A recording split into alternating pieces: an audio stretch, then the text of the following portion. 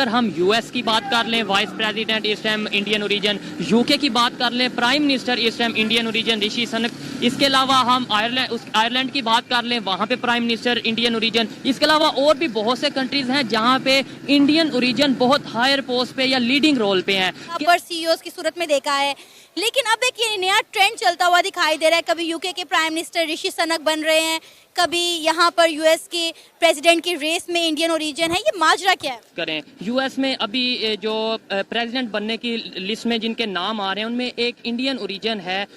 America के election लड़ने वाले हैं, अगर वो इलेक्शन में जीत जाते हैं, प्रेसिडेंट बन जाते हैं अमेरिका के, तो इंडिया को कितना बेनिफिट होगा उससे? बहुत बेनिफिट होगा, जारी बात है, उनके मुल्क के हैं, बहुत बेनिफिट होगा मुल्क। किस तरीके से आप देखते हैं कि अब इंडियंस जो है वो अमेरिका की सदारत के लिए जो है वो इंतखाबात लड़ रहे हैं? जय हिंद दोस्तों, जिस प्रकार आज इंग्लैंड में एक कट्टर हिंदू राष्ट्रपति है जो कि इंग्लैंड में रहने के बावजूद भी हिंदू धर्म का पूरा पालन करता है, वैसे ही बहुत ही जल्दी यूनाइटेड स्टेट ऑफ अमेरिका में भी एक कट्टर हिंदू राष्ट्रपति आने वाला है। और ये भारत और हिंदू धर्म के लिए एक बहुत ही अच्छी बात होगी, क्योंकि इसकी वजह से क्रिश्चियन देशों में भी हिंदू धर्म का फैलाव होगा। मतलब कि विकसित देशों में जहाँ पर की हिंदू धर्म बिल्कुल ना के बराबर है, वहाँ पर भी हिंदू धर्म बहुत ही तेजी से बढ़ेगा। अब उस बात पे आते हैं, क्या वजह है? अगर हम यूएस की बात कर लें, वाइस प्रेसिडेंट इस टाइम इंडियन ओरिजिन, यूके की बात कर लें, प्राइम मिनिस्टर इस time Indian origin Rishi Sunak, इसके अलावा हम आयरलैंड की बात कर लें, वहाँ पे प्राइम मिनिस्टर इंडियन ओरिजिन, इसके अलावा और भी बहुत से कंट्रीज हैं जहाँ पे इंडियन ओरिजिन बहुत हायर पोस्ट पे या लीडिंग रोल पे हैं। क्या ट्रस्ट इशू आ जाता है पाकिस्तानी ओरिजिन के साथ, या फिर और कोई इशू है, या फिर कुछ लोग ये कहते हैं उनकी आबादी ज्यादा है, वो वहाँ पे रहते ज्यादा है, तो ऐसा आबादी नहीं है। ठीक है, अब सीधी सी बात है, हम इकोनॉमी को देख लें, मनी टॉक्स एंड बुलशिट वॉक्स। मतलब इजी सीन है ना, मतलब आपकी इकोनॉमी कैसे, उनकी इकोनॉमी कैसी है, वो सनतकारी में कितना बढ़ रहा है, गाड़ियां उनके यहाँ बन रही हैं, मोबाइल उनके यहाँ बन रहा है, आईटी टेक्नोलॉजी उनके यहाँ बन रही है। आप पॉलिटिक्स की बात करें, आप सीईओज की बात देखें, अभी यूट्यूब का, गूगल के जो मतलब हाई डेजिग्नेशन में है, या बहुत ही अच्छी मल्टीनेशनल कंपनी माइक्रोसॉफ्ट ने, तो वो सबकी वहां पे हैं और वो इंटेलिजेंट भी है। मुझे नहीं लगता इसमें कोई हेट या बायस करनी चाहिए। ठीक है, बिल्कुल मैं एग्री करता हूँ कि जो डिजर्व करता है उसे वो मिलना चाहिए। ऐसा ही है।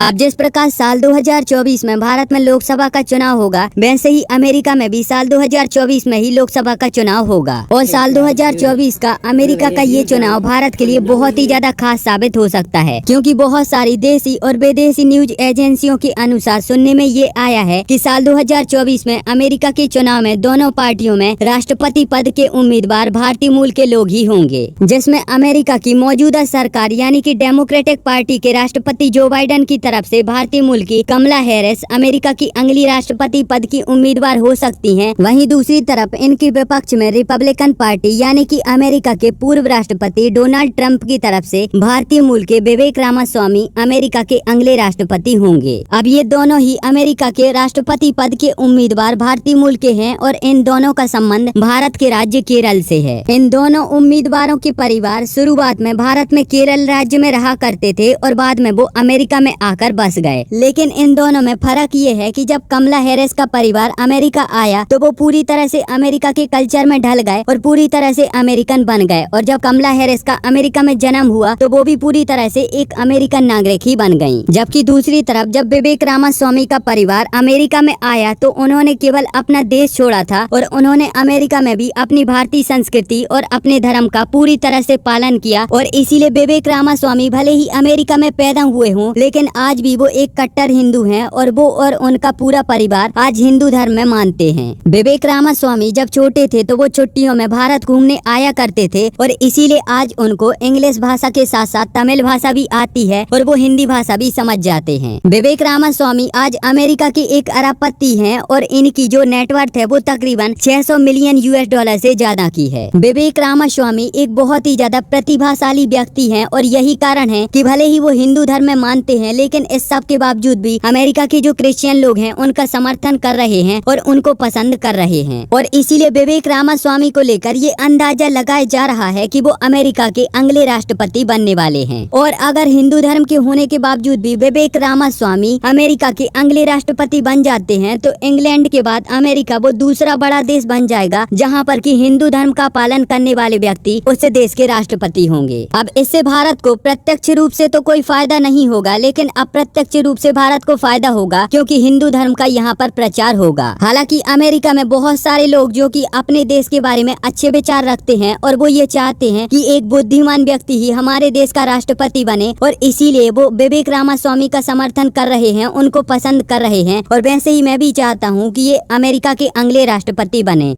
जो कि प्रेसिडेंट ऑफ अमेरिका के इलेक्शन लड़ने वाले हैं, अगर वो इलेक्शन में जीत जाते हैं, प्रेसिडेंट बन जाते हैं अमेरिका के, तो इंडिया को कितना बेनिफिट होगा उससे? बहुत बेनिफिट होगा, जारी बात है, उनके मुल्क के हैं, मजा बहुत बेनिफिट होगा, मुल्क को खा जाएंगे। एजुकेशन के लिहाज से कौन आगे, हम या इंडिया? इंडिया आगे, हर चीज के अंदर कौन आगे? इंडिया के जो कहते हैं ना, पास भी नहीं लगते। इंडिया तो हमसे बहुत आगे है यार, जो सीधी बात है। ये नहीं कि मुल्क की तारीफ करो जी, ये वो, नहीं नहीं नहीं, इंडिया हमसे आगे है। और जिस तरह वो जा रहा है, हमारे में तो इत्तेहाद ही नहीं है भाई। यहाँ पे एक दूसरे को नहीं छोड़ते भाई लूटने में। ये क्या यहाँ पे एक का बच्चा आज का दूसरा बच्चों भाई आज का बैटरियां निकाल के लेके जा रहे हैं गाड़ियों की, अंदर 4 पे नहीं छोड़े। पिछले दिन हमारे घर की तरफ 4 पे चोरी हुई है। नहीं यार, ये है पाकिस्तान के, ये इत्तेहाद है। वो इंडिया देखो आप, मतलब कोई ना कोई वहाँ पे आप पैसे इंडस्ट्री में देख IT इंडस्ट्री में देख लें, वहाँ पे आप देख लें, वहाँ पे पैसे की कितनी वैल्यू है, यहाँ पे क्या वैल्यू है। वहाँ पे हर चीज़ का भैया अलग ही लेवल है। ये पाकिस्तान सही कर रहा है, सही बात कर रहा है। जब तक इत्तेहाद नहीं होगा तब तक कुछ नहीं होगा मुल्क में। बिल्कुल सही हो गया। इस तरीके से आप देखते हैं कि अब इंडियंस जो है वो अमेरिका की सदारत के लिए जो है वो इंतखाबात लड़ रहे हैं। जी बिल्कुल, इस पे मैं बात करना चाहूँगा कि पाकिस्तान को भी, बल्कि पाकिस्तानियों को भी इसके साथ, इंडियंस के साथ फ़ाइट करनी चाहिए, क्योंकि पाकिस्तान जो है वो बहुत सी दुनिया, मतलब बहुत सी कंट्रीज़ के बिल्कुल पीछे रह गया, और किसी चीज़ में भी पाकिस्तान ने आज तक तरक्की नहीं की। और हमें जो एजुकेशन की फैसिलिटीज़ हैं वो भी बल्कि इंडियन ने हमसे छीन ली है। और हम इस पे ये रिक्वेस्ट करते हैं अपने पाकिस्तानी भाइयों से कि हमें आगे आना चाहिए और अपने पाकिस्तान का नाम रोशन करना चाहिए।